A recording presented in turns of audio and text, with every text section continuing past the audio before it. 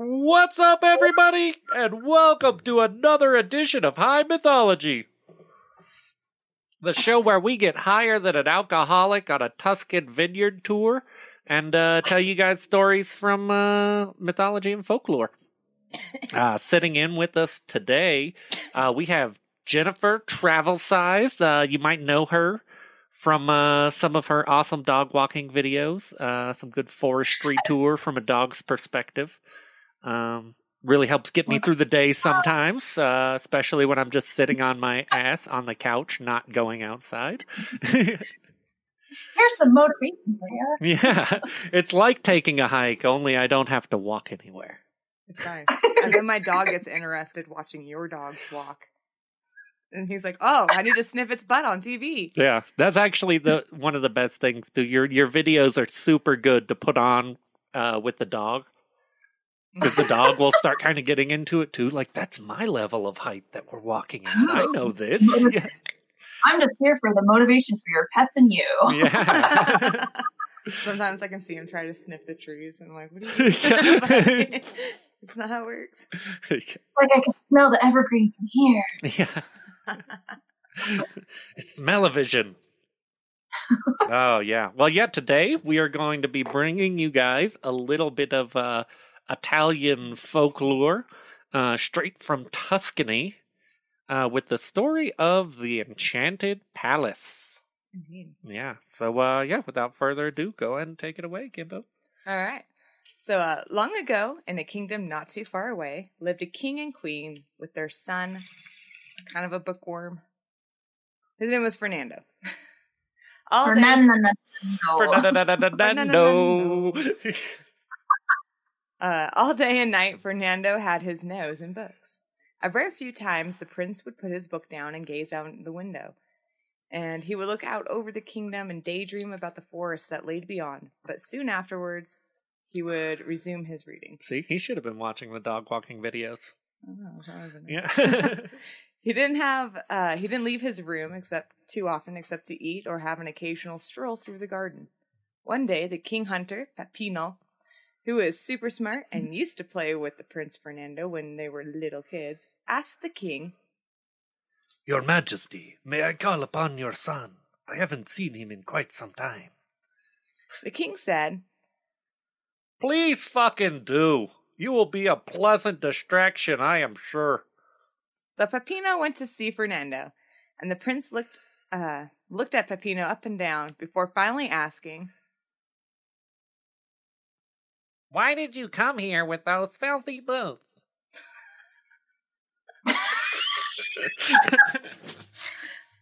Like, ew. Okay. Thank you. Wow. Peppino replies, That seems like an odd reply. I know. It's me, Peppino, your childhood friend. I came to see how you are doing, and see if you wanted to go hunting in the forest. Peppino described all the inhabitants of the forest and the different parts of the forest. Fernando was intrigued and told Peppino, I want to try my luck in hunting. You better not say shit to my dad. I don't want him thinking this was your idea. Peppino bowed and told the prince that he was at his service and then left. The next morning, the royal family was eating breakfast, and the young Fernando told his father, Dude, yesterday I was reading this book on hunting, and now I'm interested. Completely on my own idea, not that fucking pinche Peppino. And now I'm interested and want to try my luck. So can I go? I like how this is fucking Italian.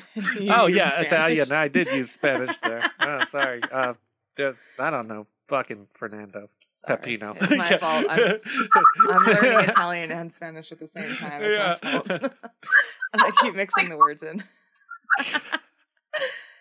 It's finally rubbed off on you, babe. Nice. I'm sorry, I totally lost my stuff. But okay, sorry. Okay, I found me. Between the king's mouthfuls, he said, It's a dangerous occupation. The king ate some more and continued to say, For anyone to noodle the sport, but who am I to keep you from something you might enjoy? However, you must take my best hunter, Peppino, with you, and don't ever let him out of your sight. He's fucking wily.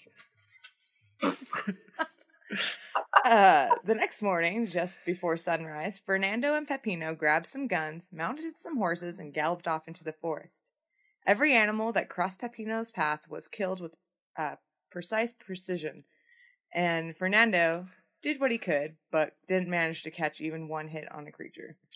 By dusk, Peppino had filled his bag with all sorts of game, and Fernando's was empty and sad. Suddenly, Fernando spotted a beautiful 8-pointed buck and took aim, but missed. Go figure. No. So he chased after it, and by the time Peppino had time to react, Fernando had disappeared. See, I told you he was wily. Every time Fernando Quick, caught he's up not to... looking, run and hide. Every time Fernando caught up to the buck to take aim, the deer would do some awesome evasive maneuvers and escape. When Fernando decided... What was that? The Matrix. The Matrix, yeah. All up in the air, just kicking his back legs. That's quite the image, actually. That deer just backflipped. I know. When Fernando decided to give up, it was dark and he couldn't find his way back. So he called out to Peppino, but all he could hear were the sounds of crickets. Fernando decided...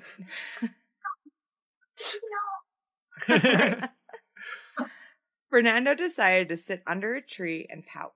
But after a few minutes, Fernando spotted a dim light. Like Minecraft. Yeah. I'm going to sit here and pout. Sorry, Kim. No, it's funny. After a few minutes, he spotted a dim light through the trees, and then so he got up and led his horse through the thicket until he emerged in a vast meadow. At the end, he could see a very decorated palace. The front door was wide open, so Fernando stood in front of the doorway and called out, Hello? Anybody home? All he got was silence, and he decided to go in. It was a magnificent grand hallway, and at the back was a glorious fireplace burning wood. In front of that was 2 chairs and a table with a wine bottle and 2 empty glasses. So Fernando took a seat by the fire and poured himself a glass of wine. When he finished the wine, he was warm from the fire. He decided to venture to the next room. In the next room was a table set for 2. All the cutlery and dishes were made of gold, and even the huge lamp above was a solid gold. Stay out of Looked like a space needle. Yeah. He's doing his own little Goldilocks thing here. This one is too small. The curtains and linens were made of pure silk and embroidered with pearls and diamonds. Fernando realized that he hadn't eaten since taking a break for lunch with Peppino earlier that day. So he sat down at the table and soon heard the ruffles of dresses. A queen soon came in, accompanied by 12 maidens, 2 of which were carrying plates of food, which they sat on the table. Fernando could tell that the queen was young, but he was still unsure because she had a thick veil covering her face and all of her skin was covered in some way. So he couldn't really tell. But he just knew. He just knew. She was some I bet she's young. Exactly. No one said a word during the entire meal, and Fernando and the queen just ate their food in complete silence, as the maids served and poured them wine. When the 2 finished their meal, the queen got up and went back upstairs, accompanied by her 12 maids. Fernando decided he was going to continue touring the palace, and after some time goes by, Fernando comes to the Grand Master Chamber. Grand Master Chamber. It was also the only bedroom with a bed made already. And he realizes that he's super tired and undresses and hops in under the covers. All the other beds were used because giggity. I know. Yeah. And after a couple minutes, a secret door opened from behind the bookshelves, and in walks the queen and her 12 maids. Well, that's not weird at all. I know, right? Fernando sits up and gasps at them as they undress the queen. Were you watching me sleep?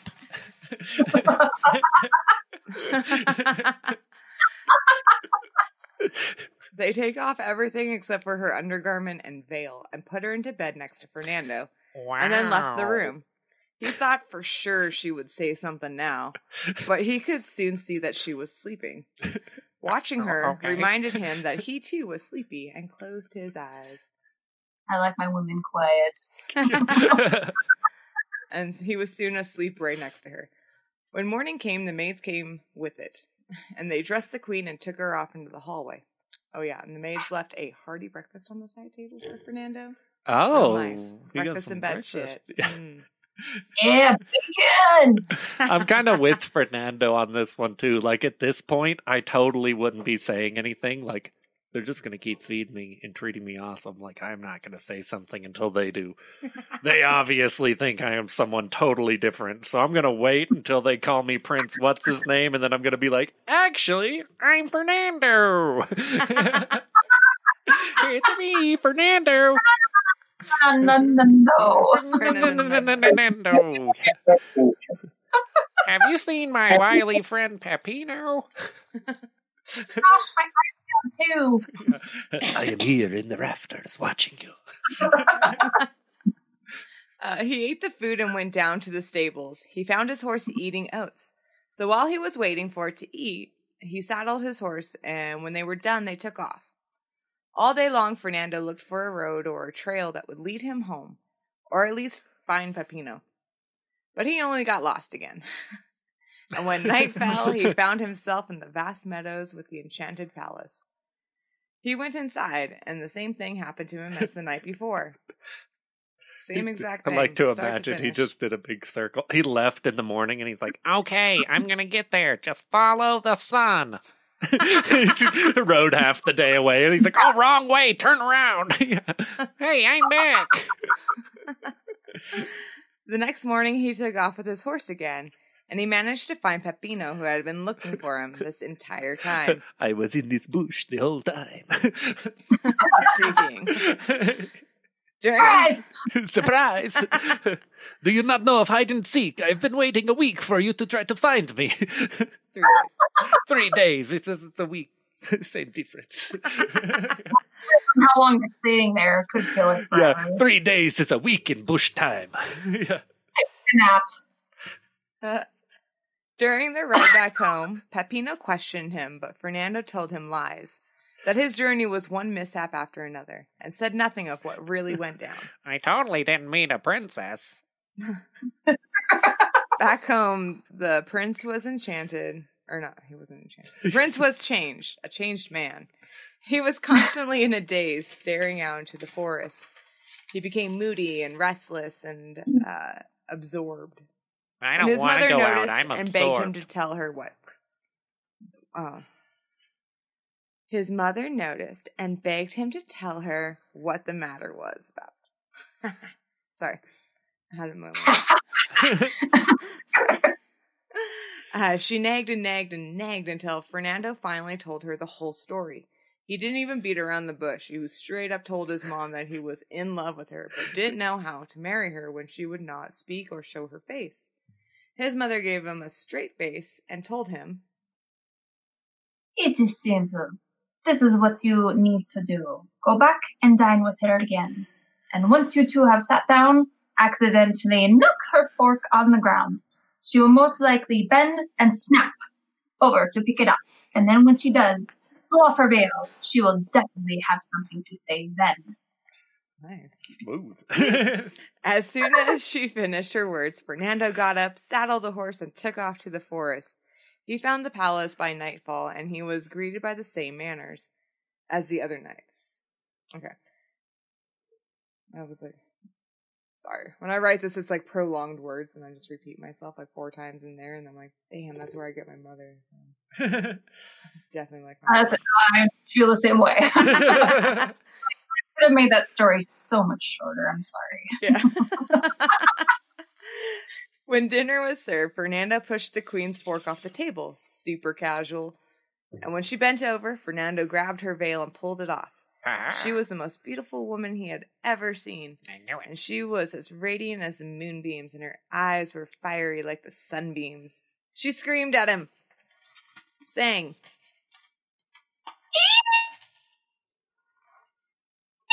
You fucking idiot! How could you? All we needed to do to break the curse was sleep one more night in silence without revealing my face, and we could have been married. Now I have to go to Paris for a week and go to the spa to cleanse myself all over. Just picture that in your brain. And where I just lost before being carted off to Petersburg to be given away as a prize for their stupid tournament. God forbid something hideous should win me. Also, I'm the fucking Queen of Portugal. The Queen of fucking Portugal. You sound like Salma Hayek. And with the last word, she said, the queen and all of her maids and the entire Enchanted Palace disappeared, leaving Fernando and his horse in the thick patch of shrubs, while the wind whispers, Loser.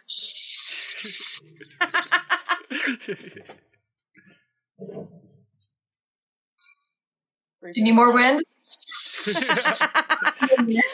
No, that was great. Sorry, it was just a technical difficulty. You could have tapped that. You could have. Oh. Nice. It was difficult for Fernando to find his way back, but as soon as he got home, he didn't waste any time. He filled a bag with a fat stack of cash and got Peppino and took off for Paris. They rode night and day until they got there, and they were all totally exhausted before they found an inn and barely rested before finding the innkeeper. And Fernando asked him, What's the latest news in town? The innkeeper replies, There's none to speak of. What kind were you hoping to hear?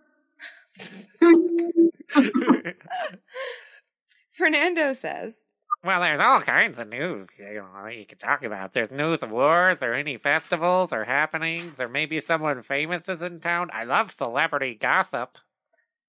the innkeeper gasped. Oh, we.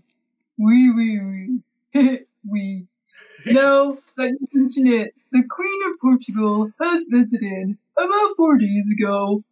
She'll be in town for about 3 more days before leaving for Petersburg. She is very beautiful, we. Like, super bangable. I bang her anytime. You can see her walking with her 12 mates just outside the city wall. Fernando asks, Fernando almost turned into Peppino for a second. You can get a good look at her? the innkeeper says, What? Why not, my friend? Wouldn't you pick up her skirt? She walks in public. Anyone can see her. Fernando got excited and said, Excellent. Meanwhile, get us dinner and your best bottle of wine. I'm an alcoholic. I need to get off the shakes if I'm ever going to talk to her. Alright, so now we gotta talk about this innkeeper. He happened to have a snooty-ass bitch of a daughter who rejected all potential suitors because she didn't fancy them. The moment Brittany saw Fernando get off his horse, she fell head over heels for him and told herself that she would only ever consider him for her husband. She went over to her father and told him to find a way for her to marry the handsome Fernando. The innkeeper got Fernando and Peppino's food ordered together and brought it to them. And as the innkeeper was leaving, he said, I hope you gentlemen enjoy Paris. Don't try to bone my daughter. That's her job. May you have the fortune of finding yourselves the most loveliest bride here. And don't forget to get protection. Fernando scuffs lightly and says, My bride is the most beautiful queen ever to exist. I am trailing her all over the world to win her. Brittany was eavesdropping and was overcome with rage from hearing what was said and walked off. The innkeeper found his daughter and sent her to the cellar for their best red wine. Brittany took a handful of opium and put it in the wine, then brought it to Fernando and Peppino. Party time! Oh no, now I'm an alcoholic and an opium addict. Wow. Here's a Molly. The Queen of Portugal's got her work cut out for her.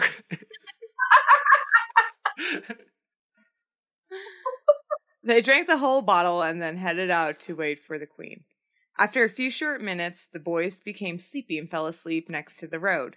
When the Queen came by, and she instantly recognized Fernando and tried to wake him. She called out his name, caressed him, and then slapped him, and then shook him, and she even tried to roll him about. But he was out cold, stone cold Sleeping Beauty. There you go. Get off Make your some phone. sound effects, Dustin. Can I do that? Since the Queen could not wake him, she removed a diamond ring from her finger and put it on Fernando's hand. Or put it in Fernando's hand, and then left. Then this Smeagol hermit motherfucker saw everything that went down.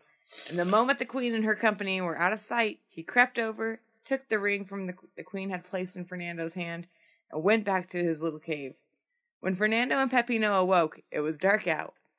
At first, they had no idea, where they were. But once they got their bearings, they were... Hi. Once they got their bearings, they cursed the red wine for making them sleepy and missed the Queen. They headed back to the inn to eat and rest for the next day.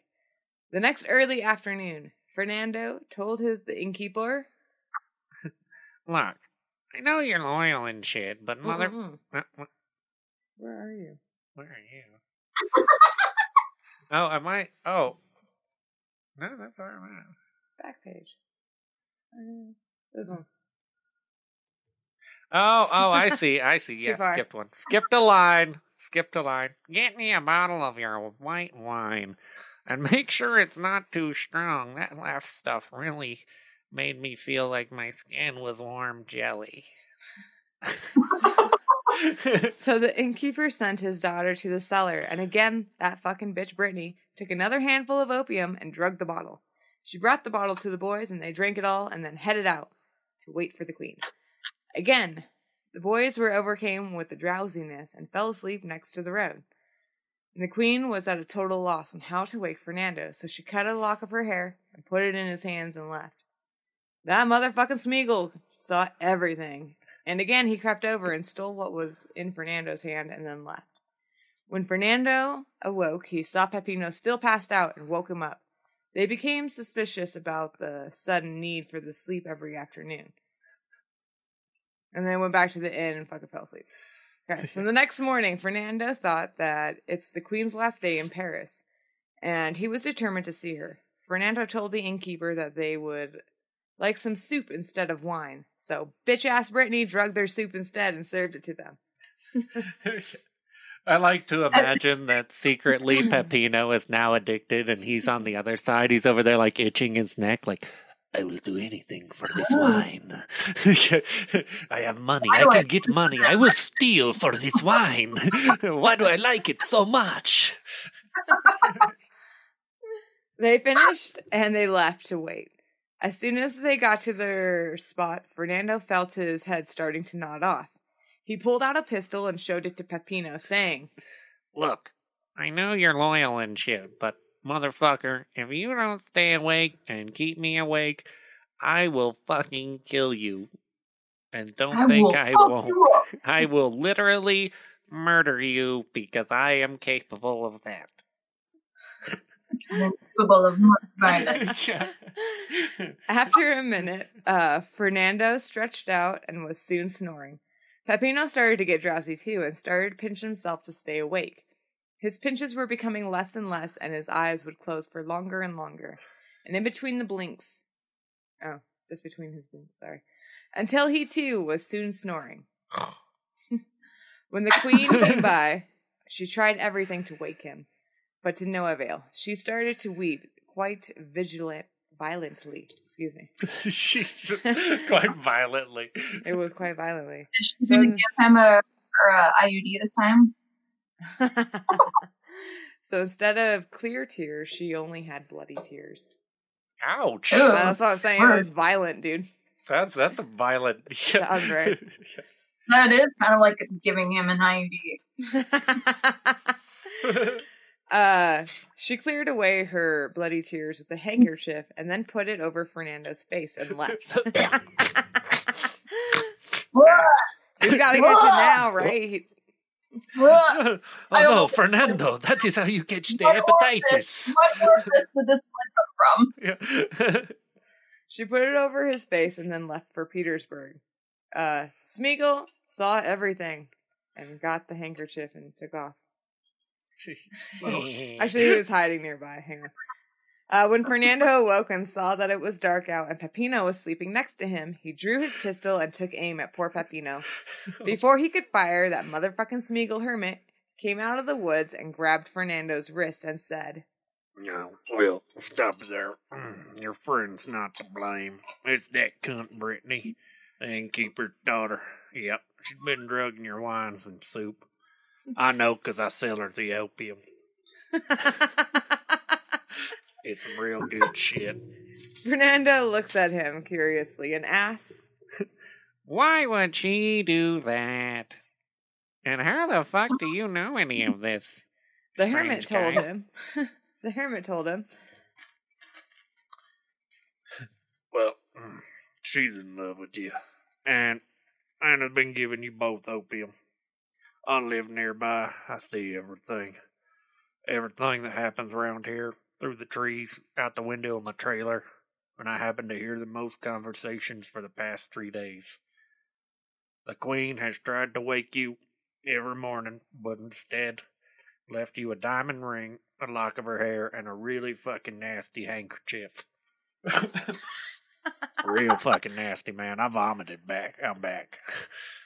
I saw that and I lost my fucking breakfast. Fernando was in half disbelief, but asked, And where are these items now? The hermit smiles and says, Well, I took them for safekeeping. You know how many thieves and perverts walk this road. Y'all for sure got teabagged 8 or 9 times at least. I mean, I did it 6 or 7 myself. Definitely got a prostate exam from laying here too. But anyway, here, take the Queen's gifts, no doubt. It's that, that goddamn handkerchief's starting to smell. If you act sensibly, they will bring you luck. Except for the last one, you're just going to get hepatitis from that. Maybe some HIV. Fernando asked, yeah. But what am I Yeah. going to do? The hermit slapped some sense into Fernando and then said, Stop. Gonna have to go after the Queen. Yeah, she's already left for Petersburg to be given away as the grand prize at the tournament there. A knight who uses her gifts will be invincible, and no doubt wed the Queen. Yeah, just rub that bloody rag on your stuff. It'll kill him in the long term. Fernando didn't need to be told twice. He slapped awake Peppino, and they ran back to the inn, stabbed Brittany, and then rode fast for Petersburg. I'd like to imagine Peppino's really in it deep now. 3 nights on heroin. He's like, no, Oh, that's why they my stabbed friend Brittany and had to Fernando, grab the rest of I it. must not go. Take I this forgot. with us. Okay, but I will just lay in the back They took and the not jar off. of opium with them. It's a rated R version of the Deathly Hollows. Yeah. Yes, it is. When they arrived in Petersburg, they went straight to signing up at the tournament. They used a false name because they wanted to be mysterious, I guess. Warriors from all over the world came by in the wagon loads with their treasures, servants, and shiny-ass armor. And in the heart of Petersburg was this colossal arena that was surrounded with viewing stands. Here in the arena, all the knights would compete for the Queen's hand in marriage. Fernando kept his face hidden throughout the whole tournament. And thanks to the diamond ring on his first day, he won the first day. He won it. The hand-to-hand combat. Yeah. Well, yeah, of course he won it, because talking about that ring, I imagine it's a pretty big rock. He's going fisticuffs with other guys who don't have any rings. He's just cutting motherfuckers up with that ring. He won the second day melee challenge. He won. Wait, what? I said his alias is Vanilla Ice. He said he changed his name. Yeah. He got Vanilla Ice. I am Vanilla Ice, and I am in desperate need of some more opium. Jesus, go work on an Amish farm. On the second day, he won the melee challenge using the lock of the queen's hair. And on the third day, he won the jousting with the handkerchief soaked in the tears of blood. They just put it on the tip, and the guys are just jumping. Oh, what the fuck is that? Is that a bloody handkerchief? Fuck! I don't want to touch that. They fell by the dozen. They fell by the dozen until only Fernando was left. Only when Fernando was proclaimed the winner did he remove his helmet. Can I do that? I like to imagine the full-on. I've been just picturing him as total, Urkel, too. So just pulling it off, and he's got the big glasses that he just pushes up. Did I do that? No. Now your voice makes sense.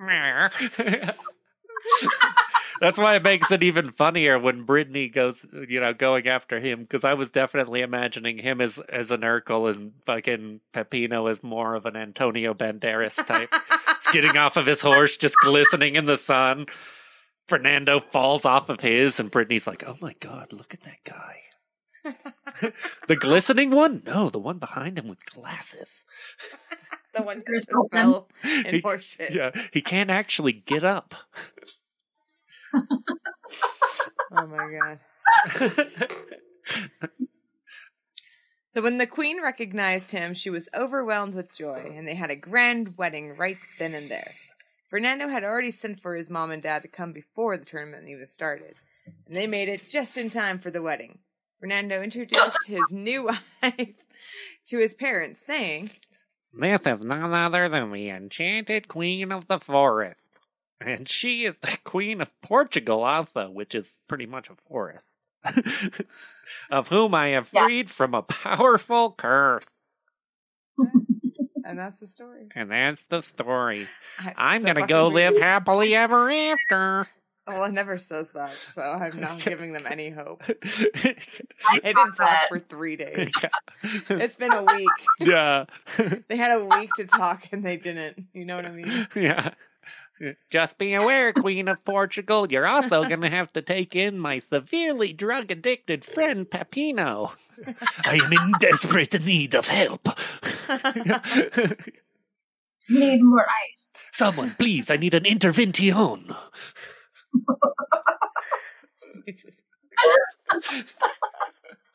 Oh, yeah. Okay. So you can find this original story by a man called Jynaroo. And he called it the Il Palazzo Incantato. Il Palazzo Incantato. Which translates to the Palace Enchanted.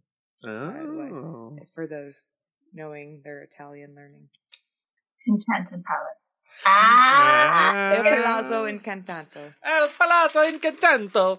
But it was a combination of several stories around Italy, including the Piedmontese's version called the Comperetti and Monteil Poisi in Tuscany from some random old-ass farmer named Giovanni Bicciaroni. That is a source I would trust in Italian folklore. Giovanni Bicciaroni. I mean, someone could completely tell me 1,000 lies if I just walked up to a farm in Italy right now and some guy's like, my name is Giovanni and I will tell you stories. Like, please, I will believe all of them. Give me some of that wine with the opium. Give me some of that opium wine and let's fucking party. Someone loved opium back then, that's for sure. Yeah. Please, I am begging you. I need help. It's probably Giovanni. He was a fucking opium farmer. Yeah. Making poppy fields. Yeah. But on the other side, I will perform the most grandiose acts of fellatio for those who bring me opium. Did you just say what I think he did? No. He sells lemon poppy seeds on the side. Yeah. Totally different. It's classy because he said fellatio. But the story itself, main reference. Fernando. The story itself is based off of the book by Italo Calvino. It's called Italian Folktales. Italo Calvino. What's your main resources? Yeah, it's my boy Italo. Yeah. Copyrights, everything. Yeah. And if you want to find any of Jen's awesome dog walking videos, look on YouTube, travel_sized, and they're pretty awesome. Check them out. They're good to watch with your pets. Like and subscribe to her. Yeah. Like and subscribe, Not comment dog to us. walking. Yeah. Not just dog walking. Make it sound like it's like dog walking. No, she goes on cruises. I guess too. not. Yeah, I guess you do. You do a bunch She of goes stuff. and I does, am gun kind of shooting underselling. I guess that's just because that's you're for, and I even Those am are the ones I underselling make them. him watch. That's I'm why even he knows well, them. no, I'm even like, underselling "Watch, them. Justin. Look at the forest. It's awesome. It's not Don't just you dog miss walking. the It's evergreens. it's awesome hikes through the forest. And then so he you get to changed see your some scopes actually and really shit, cool and then places. I'm like, Yeah. ooh, how do I do that with my fucking camera? Yeah. That's dope. In the Pacific Northwest, we call that hiking. Hiking, yeah. I mean, we have that here too. Thank you. In the nice Rockies. You're in the Cascades. We're in the Rockies. You know. Mom's close to the Appalachians. Yeah. Yeah. Thank God. In kayak. I love her. But Used to do mountains. You guys all have your own mountain ranges. That's how spread out it is. It's like, hey, whoa. Stick to your Appalachians, Mom. can you stay over there in the Cascades? Yeah, the Very Cascades. good. Oh. You keep your Rockies. I'll keep my Cascades. Yours are super green. Yeah, I miss them. Yeah. But thank you everybody for listening. Thank you, Jen, for coming on. It's been very great to have a special guest. We don't do that very often on the Old High Mythology, so it's always great when we do. Thank you for having me. I promise I won't, what's the word? Intervene every now and then. No, you just have to text me. Yeah, no, we love having extra voices. Like, yes, I have lines. I usually always have lines. Yeah, I'm pretty sure I have a limit to how many voices I can do. I haven't found it yet, but I'm pretty sure it exists. So I'm always happy to have other people to do voices. Like I have Italian voice and the Latino voice, and then every once in a while they combine. Yeah. And then you just got your voice Yeah. and your Virginia Slims voice. Oh well, I can always bust into that one. It's easy for him. It was a tough call with the hermit. But no, thank you. Thank you for letting me be a part of this. Pretty fun. Pretty exciting. Yeah. Glad to have you. Yeah. And all you listeners, thank you for listening all the time. We love you guys. Even though it's mainly travel sized over here. I mean, she listens a lot. She is probably the biggest high mythology fan, and I beg any of you to challenge her on that. So, yeah. Come at me, bro. Come at me. Well, yeah. Good night, everybody. Have a good night. Bye.